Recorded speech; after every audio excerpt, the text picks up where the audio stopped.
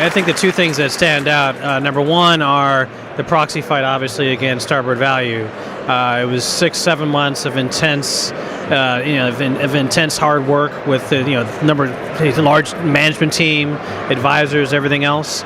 And I think the second thing is redoing our CEO's contract, really to take advantage of all kind of the cutting edge of shareholder-friendly aspects, whether it's performance-based, everything else.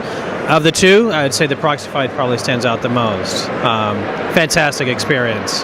It was day-to-day filings, day-to-day strategy meetings.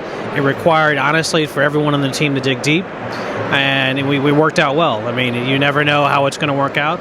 You always advise to settle, get over with, but actually taking it through the end, it tended to work out for us. I'm happy they worked out. What kind of qualities does a person have to deal with some of the day-to-day problems that you face as a corporate secretary? I think the main thing is probably calm under pressure and the ability to develop relationships across the company.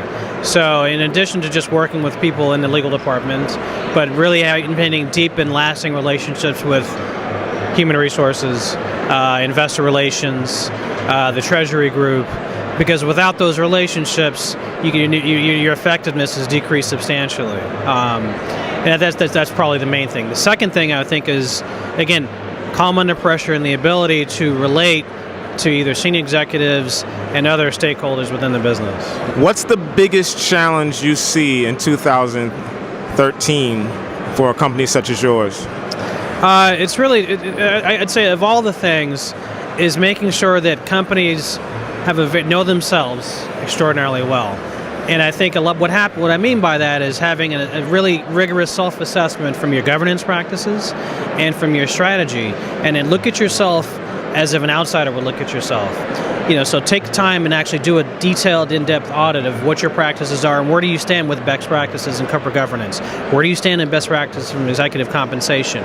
And are there things that you could do to raise your profile or to quote-unquote bulletproof yourself going forward? It's really taking the time and really examining yourself, knowing yourself so you're not caught off guard.